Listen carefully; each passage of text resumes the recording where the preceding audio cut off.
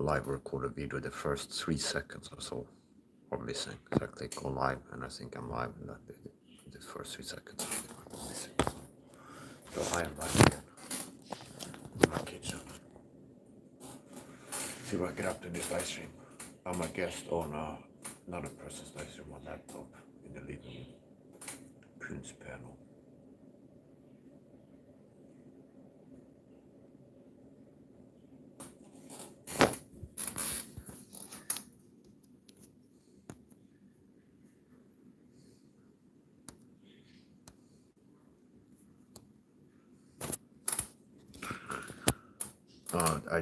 While I was a guest there, I took a break. I checked out Rogan's podcast. If it showed up in my feed, I don't remember. But I had a guest on there. I started watching the first few minutes of the podcast. And they were talking about Rogan was showing a stretch for like the lower back or some kind of lumbar spinal decompression thing. So I made this before. I'm going to be showing you what I do to self Chiro.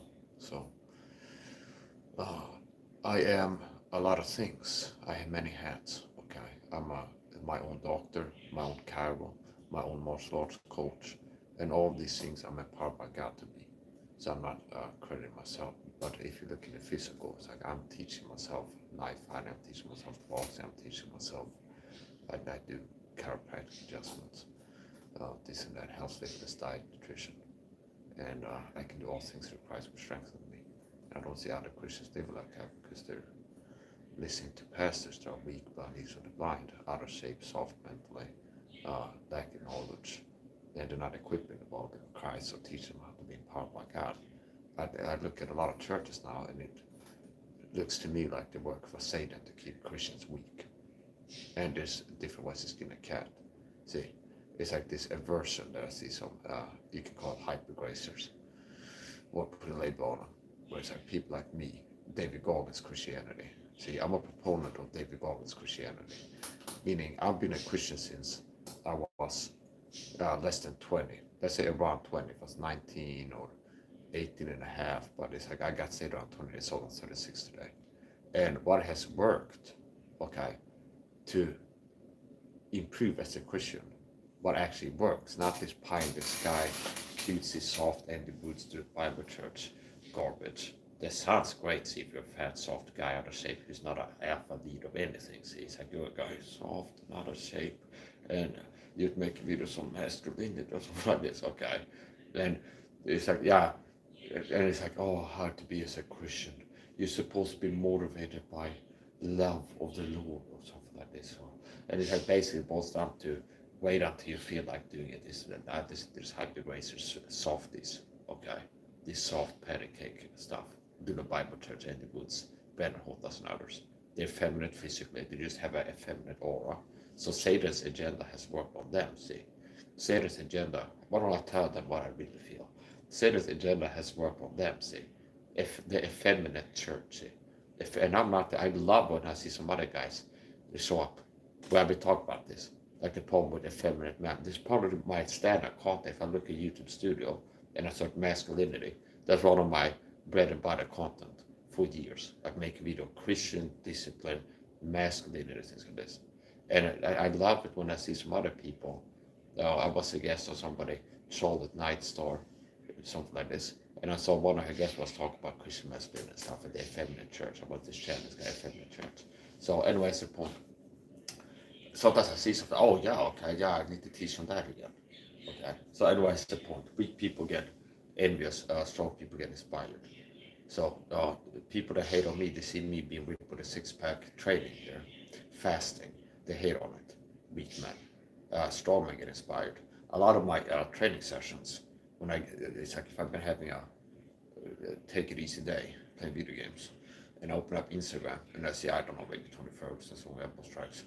A lot of times it just gets me fired up and I end up training myself. See. Not to like, oh, that's okay, I need to track on people and stuff like this. Sometimes it can be, I see a celebrity post something that pisses me off, and I make like two birds with one stone. I make a call-out video with a celebrity's name in the title, and I work at the same time, see? So it's like Tony Ferguson ain't shit. Look at these elbow strikes, okay? Because he posts something that pisses me off. Anyway, that's the point. Strong people get inspired. and weak men get envious. Okay, so people see my videos where I go today's OMAD meal, and those are some of the most unliked. So like I've been getting a lot of valuable feedback. Okay, so understanding the psychology, hidden psychology, uh, I've been mastering in that. So it's like just from the YouTube studio, the metrics has helped me to understand even more and confirm what I can see about human nature, like psychology. So like, for example, all the years on YouTube, the rare shit I do, see, unhealthy, toxic, lovers of pleasures, mouth pleasure. The problem, see, Americans and Swedish people eating ice cream and drinking soft drinks. That's the problem. That's the problem, see. And it's like once a month maybe I have a cheat day and I go buy ice cream and I go do a short because sometimes my meals I document it like a video journal log. It's like cheat meal or just ice cream. It's like ice cream with like cola sauce on it and some candy. It's like check back an hour after I upload it. 12 likes, 400 views on the short, and maybe one unlike. The other videos, today's OMAD meal, and it's like boring, plain bland food, not what to eat to feel good. Okay, it's not mouth masturbation. It's not just it's kind of like eggs, meat, high fat, like OMAD keto meal. See, today's fast breaking meal. Hashtag OMAD, hashtag discipline, hashtag fasting. It's like 6 unlikes and 4 likes. See, so it's like posting healthy eating and discipline comes down to people who want to see being better than them. David Goggins on haters. You'll never see a hater doing better than you. Haters on the internet, David Goggins. It comes down to people who want to see being better than them. See, these losers that leave our likes on my videos, they're the same people that watch Rogan's podcast. They get triggered. Weak men, I understand the psychology. They're not like me. They're secure in themselves. Like they like what they see in the mirror. They're comfortable with the body. They're not insecure about the masculinity. They don't have the beta cocktail in the 30s and that one in the 30s. See? So it's like they see George St. Pierre being up there, being ripped with a six-pack, having the same build as Mike Sau, only bigger. Okay.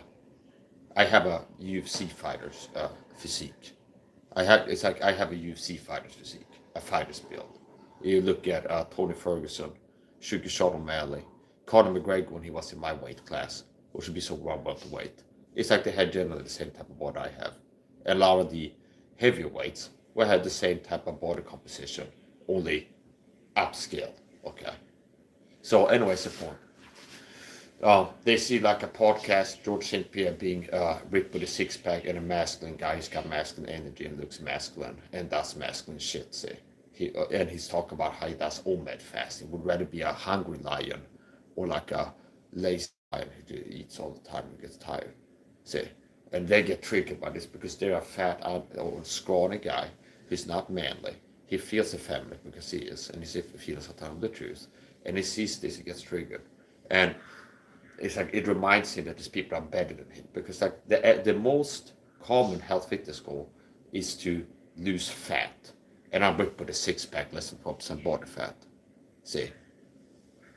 People know that it's better more attractive to women to be ripped with a six-pack than to be soft in your 20s, have a dad bod in your 20s.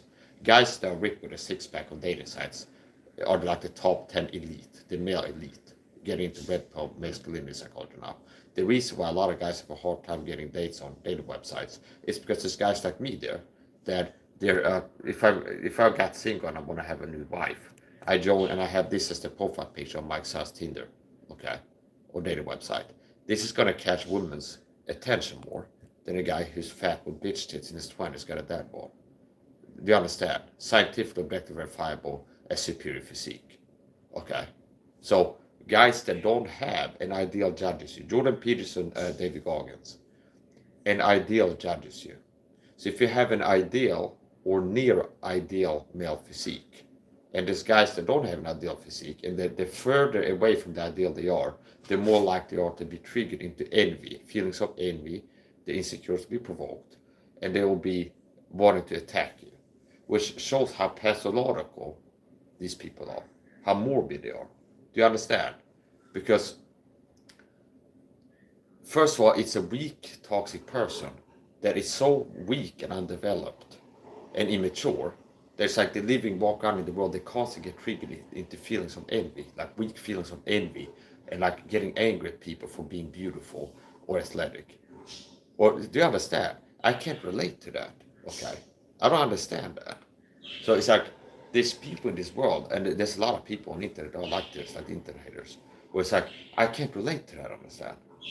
Where it's like, but a lot of people nowadays like they open up YouTube and the reality is constantly attacking them because they're weak. It's like they see a guy who's ripping a six-pack show up. It's like Andrew Tate or David Goggins or some fitness influencer who's ripping a six-pack, talking about be a real man, don't be a lazy bitch or something like this. See? And it's like they're a lazy bitch, okay? And that makes them feel bad. I can't relate to their existence. But a lot of men now are weak in their character, physically and psychologically.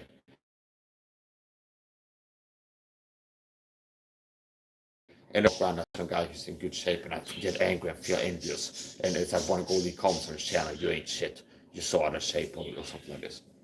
Which is the type of comment that I get. So anyway, that's the point. It comes down to people don't want to see being better than them, says David Goggins.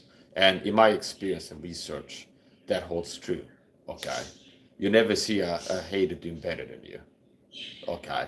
And Jordan Peterson and Ideal judges you. So if you open up YouTube and you see a massage short being whipped with a six-pack, that reminds you that there is masculinity and guys that are ripped with a six-pack in this world. That's an ideal physique and you don't have it.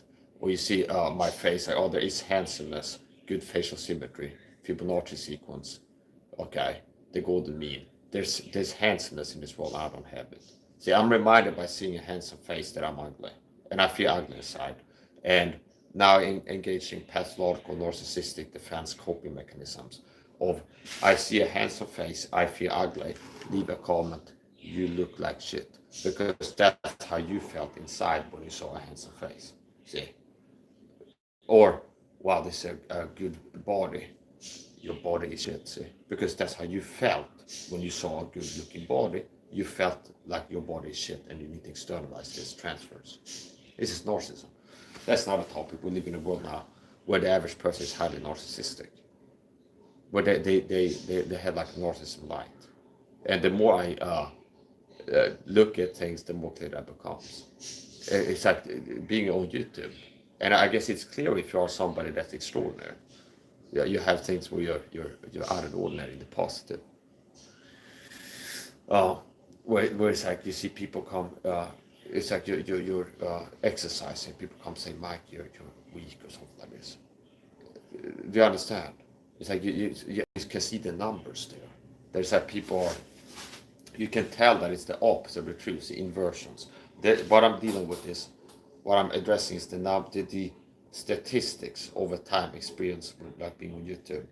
The number of inversions says a lot. So know what I know about narcissism, and know what I know about narcissistic injury, narcissistic defense mechanisms, and how narcissists respond to narcissistic injury a lot of times. And seeing the numbers, the feedback on, it's like, if I make a short, being whipped with a six-pack, male modeling, and then I see like 6 unlikes and 2 likes on it, and like a comment, it's like, you're not in good shape. That type of comments. See, you're not in good shape. Do you understand, Mike? You're not in good shape, and I'm whipped with a six-pack. It's like it's the opposite of the truth. I know that the truth is I'm in better shape than the average person. I'm in better shape than 90% of men in my age range, 30s. Okay, objective verifiable. Meaning, according to science, attractiveness, women are attracted to athletic physiques more than unathletic physiques. Pure physical reptilian brain sexual attraction. Meaning, a girl is on a dating website looking to hook up. An athletic build is more attractive to women. Short-term relationships that lead to long-term relationships in a lot of cases. An athletic physique is more attractive by science than an attractive physique. If you look at, you do like delve into incel YouTubers or guys that have videos about they're trying to get a girlfriend, can get one. You have more fat guys. I've never seen a guy who's ripped with a six-pack have a YouTube channel but he can't get a date. See, I've never seen a guy on YouTube that's like leaving comments on like a Red Pill Masculinity guys, a YouTube channel. Like I've been trying for 6 years to get a date. I can't do it. And it's like you go to the guy's YouTube channel and it's got videos like Mike Sabi's been ripped with a six-pack in YouTube shorts and training martial arts and being an alpha on his YouTube channel. No, it's always some guy that if they have videos, who's like fat out of shape. See? So you can go by experience. You don't need to, by the way. If you have a human brain that functions, you don't need to have access to PubMed. Like you don't need to have the science. It's like common sense, understand? Common sense is a superpower if you have like real common sense. Do you understand? Most people lack it now. Most people are really dumb, okay, unfortunately. And they're dumb by choice, by how they believe their life since they turned 18. So it's the point.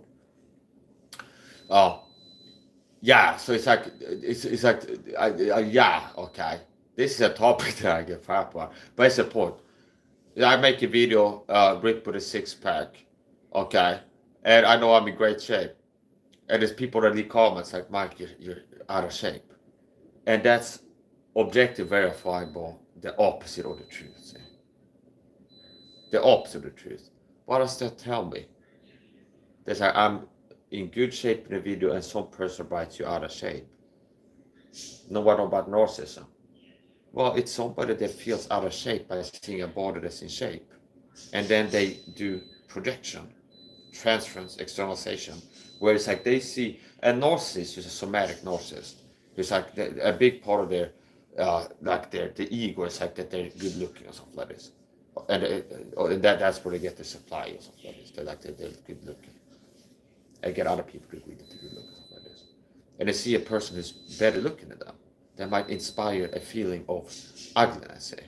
And they can't deal with that. Meaning they see somebody who's better looking than them, and they feel ugly inside, even if it's a little bit, okay?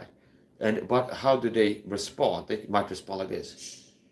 Take this feel. They feel ugly. See, I feel ugly. I see a guy who's handsome, and I'm less handsome. And seeing this handsome guy makes me feel ugly. So I take this feeling and write a comment, you're ugly, see. So it's like external, like a hot potato that's burning and throw it back at the source, see. Okay. That's narcissistic behavior. And the average person is very much like this, I would say.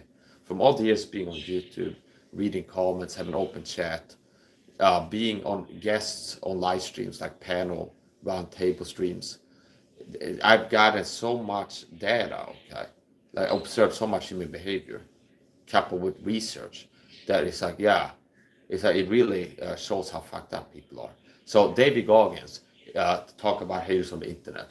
And I got it to a point now. This happens sometimes on panel. So I'm a guest on a panel, and it's like I just show a profile picture and beta cucks get triggered in the chat. Just me showing up, okay, joining a panel with this profile picture, see, and it's not like fuck you fat guys in the chat. I go, hello guys. It's like I have my profile picture being ripped with a six-pack, and if I glance at the chat, be like, you're fucking a pussy or something like this. You're a bum. Do you understand? Because they get triggered. They see a guy who has beauty and a good shape. This is like a safe space. That's also the analysis. That's good analysis. Good job, subconscious mind, recalling previously memorized data points. So basically, this is the safe space. It's like Poon's panel, which is I'm not attacking the guys to host, but it's like it's a Jerry Springer show basically. That's how I describe it. If I go live on my channel and this audience doesn't know what I talk about, I join other people's